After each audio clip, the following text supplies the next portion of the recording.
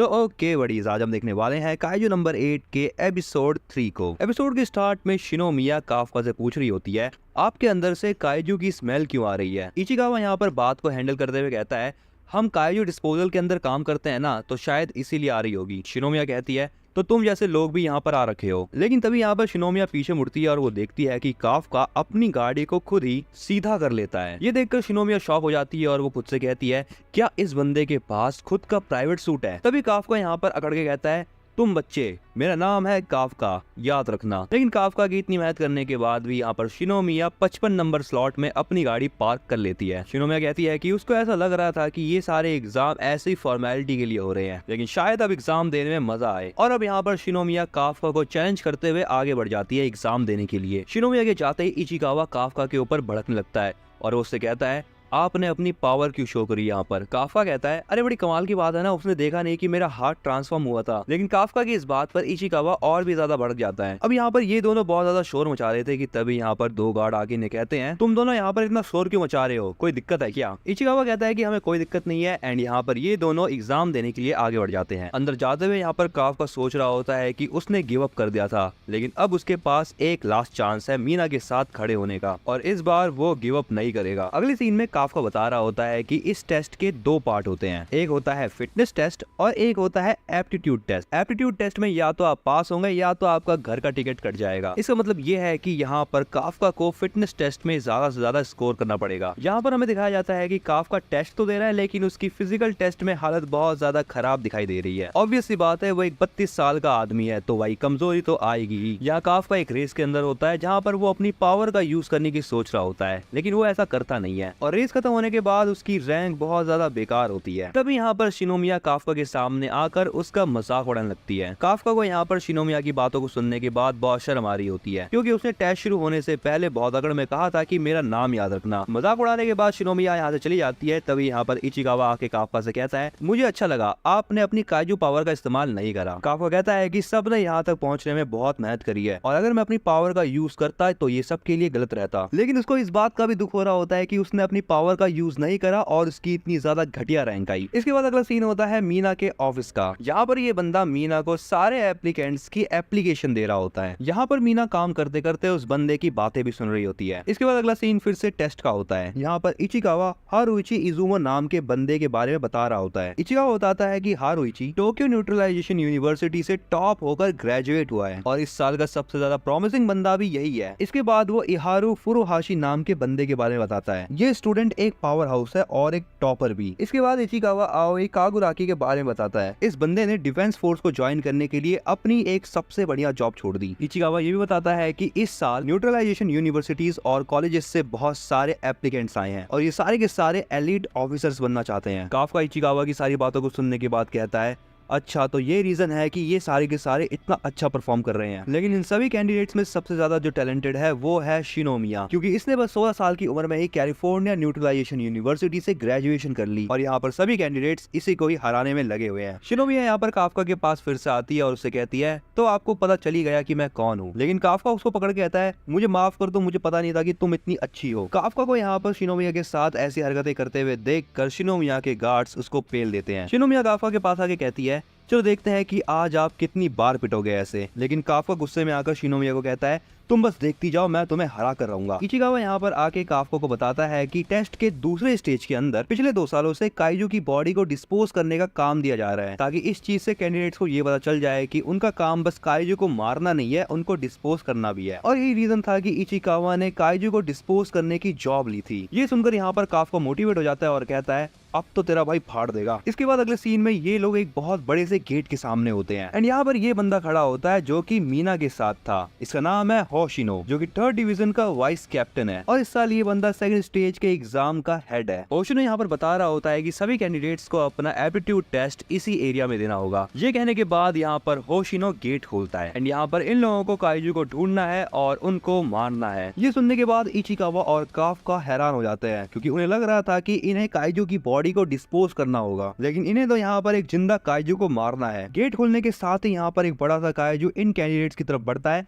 लेकिन तभी यहाँ पर ये गेट बंद हो जाता है। शिनोमिया काफका को देखकर हंस रही होती है क्योंकि उसे लग रहा है कि काफका ये सब देखकर बहुत डर रहा है। काफका यहाँ पर इचिकावा के ऊपर चिल्लाते हुए कहता है, अरे तुमने तो कहा था कि काइजू की बॉडी को डिस्पोज करना है। इचिकावा बताता है कि उसने काफका को पिछले 2 साल का रिकॉर्ड बताया था और यहाँ पर ये चीज देखकर इचिकावा की भी फटी हुई है। अब यहाँ पर ये लोग काइजू को ऐसे ही मारने तो जा नहीं सकते, इसीलिए इनको एक सूट दिया जाता है। ये सूट यहाँ पर काफी स्पेशल होता है क्योंकि इसको पहनते ही ये यूजर के बॉडी के हिसाब से सेट होने लगता है। यहाँ पर ये भी कहा जा सकता है कि ये सूट इनकी बॉडी से ही अटैच हो रहा है। होशिनो यहाँ पर बताता है कि ये सूट ऑर्गेनिक मटेरियल से बना हुआ है जिसे काइजू के अंदर से ही एक्सट्रैक्ट किया गया है और जो भी इस सूट को पहनता है वो कई ज्यादा स्ट्रॉन्ग बन जाता है। इसके बाद हमें यहाँ पर एक ऐसी होशियार डॉक्टर दिखाई जाती है जो कि लगभग हर एनिमे में होती है। यहाँ पर ये बता रही होती है कि इचिकावा की जो कॉमेट पावर है वो है 8%, हारुइची की पावर होती है 18%, आओई की होती है 15%, तिहारू की होती है 14%। होशिनो यहाँ पर बताता है कि ट्रेनिंग के बाद इस सूट की पावर बस 20% तक की जाती है। इसके बाद ये साइंटिस्ट बताती है कि इस बार आए जितने भी कैंडिडेट्स है उनकी जो पावर है वो 10% से ऊपर ही है। होशिनो ये सुनकर कहता है,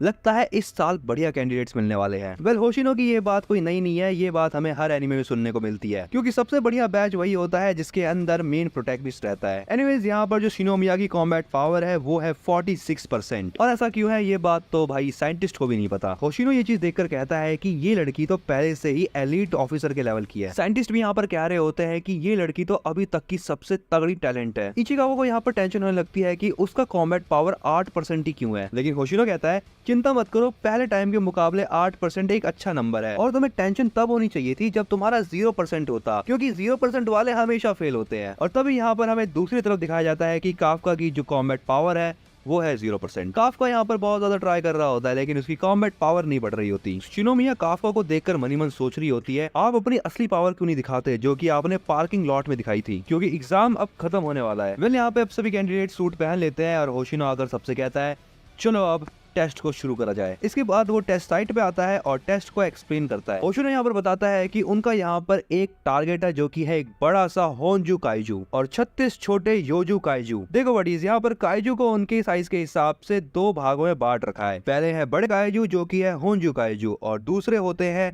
योजू काइजू जो कि छोटे होते हैं साइज में। यहाँ पर ये सारे के सारे काइजू अलग अलग जगहों पर रखे गए हैं। होशिनो यहाँ पर बताता है कि इन सारे काइजूस ने पिछले साल हाचिओजी नाम की जगह पर 16 आदमियों को खत्म कर दिया था और वहीं से ही ये लोग इन्हें जिंदा पकड़ के लाए हैं ताकि ये लोग इन काइजूस का यूज करके नए कैंडिडेट्स को ट्रेन कर पाए। यहाँ पर इन सभी कैंडिडेट्स के हाथ में वेपन्स है जिनका यूज करके इन्हें काइजूस को खत्म करना है। इस एग्जाम में ड्रोन्स के जरिए इन सभी कैंडिडेट्स की मूवमेंट को ट्रैक करा जाएगा और अगर यहाँ पर इन लोगों को लगता है कि कैंडिडेट की जान खतरे में है तो यहाँ पर इस सूट का शील्ड एक्टिवेट हो जाएगा। लेकिन शील्ड के एक्टिवेट होने का मतलब ये होगा कि जो कैंडिडेट है वो एग्जाम में फेल हो गया। होशिनो एंड में ये कहता है कि अगर किसी को एग्जाम नहीं देना है तो वो अभी भी मना कर सकता है क्योंकि यहाँ पर किसी की भी जान की कोई गारंटी नहीं। एग्जाम को शुरू होते ही यहाँ पर शिनोमिया कूद फांग करने लग रही है और बस थोड़ी देर के अंदर ही उसने एक काइजू को निपटा भी दिया और उसके जस्ट बाद उसने एक और काइजू को निपटा दिया। यहाँ पर ये चीज देखकर सारे कैंडिडेट्स हैरान हो जाते हैं और वो सोचते हैं कि आखिर ये ऐसा कर कैसे पा रही है। दूसरी तरफ हमें दिखाया जाता है कि काफका से ये वेपन ही नहीं उठाया जा रहा। फिर इसके बाद यहाँ पर होशिनो ये अनाउंस करता है कि मीना जो है वो इस टेस्ट को देख रही है, इसलिए मीना को इम्प्रेस करने का मौका कोई खो मत देना। ये चीज सुन के काफका को यहाँ पर मोटिवेशन मिल जाता है। दूसरी तरफ यहाँ पर काफका इचिकावा से पूछता है, क्या तुम जानते हो कि हमें ट्रैक करने के लिए ये ड्रोन्स क्यों है हमारे ऊपर? इचिकावा कहता है, मैं नहीं जानता,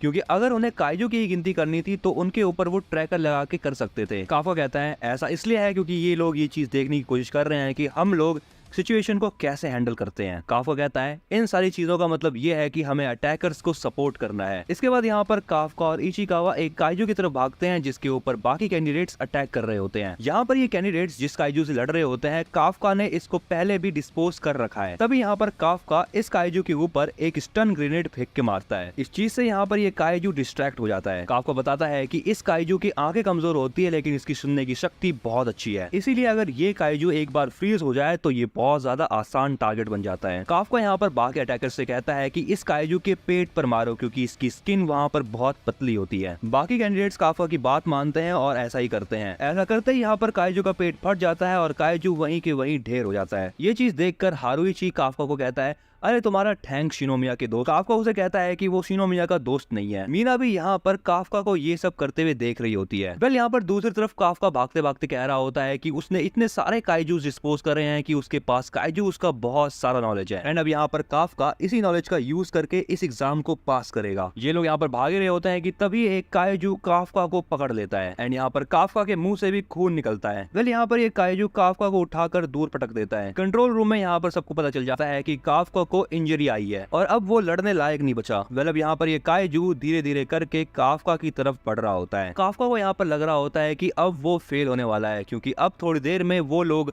शील्ड को एक्टिवेट कर देंगे। लेकिन यहाँ पर काफका खड़े होने की बहुत कोशिश करता है, क्योंकि मीना उसे देख रही होती है। लेकिन यहाँ पर शील्ड के एक्टिवेट होने से पहले ही शिनोमिया आकर उस काइजू को मार देती है, और काइजू को मारने के बाद वो फिर से काफका की बेइज्जती करने लगती है। लेकिन काफका यहाँ पर खुश है, क्योंकि वो फेल होने से बच चुका है। वह यहाँ पर शिनोमिया जाते हुए काफका से कहती है, आप यहीं पड़े रहो और मैं जाती हूँ बाकियों को मारने। अब यहाँ पर शिनोमिया सबसे बड़े वाले काइजू को मारने के लिए आगे बढ़ रही होती है, जिसे देखकर बाकी कैंडिडेट्स हैरान हो जाते हैं। लेकिन इससे ज्यादा यहाँ पर ये लोग हैरान इसलिए है क्योंकि शिनोमिया छोटे छोटे काइजूस को मारते हुए आगे बढ़ रही है। यहाँ पर काफका खड़े होने की कोशिश कर रहा है, लेकिन लगता है कि उसका पैर टूट चुका है। होशिनो काफका को बता रहा होता है कि शायद तुम्हारी बॉडी में बहुत सारे फ्रैक्चर्स हो रखे हैं और हो सकता है कि ऑर्गन्स भी डैमेज हो रखे हो। ये सुनकर काफका सोचता है, क्या वो हार चुका है? यहाँ पर होशिनो उसे कहता है, मेरी मानो तो तुम ड्रॉप आउट कर लो। लेकिन होशिनो की इतनी सारी बातें सुनने के बाद भी काफका यहाँ पर गिव अप करने को तैयार नहीं है, और इसी के साथ वो यहाँ पर अपने पैरों पर खड़ा भी हो जाता है। और इसी के साथ यहाँ पर काफका की कॉम्बैट पावर 0% से 0.01% हो चुकी है। और इसी के साथ बडीज यहाँ पर ये वाला एपिसोड होता है एंड। अगर तुम्हें ये वाली वीडियो पसंद आई है तो इसको फटाफट से लाइक कर दो। इसके आगे आने वाले एपिसोड्स को देखने के लिए चैनल को सब्सक्राइब करना बिल्कुल मत भूलना।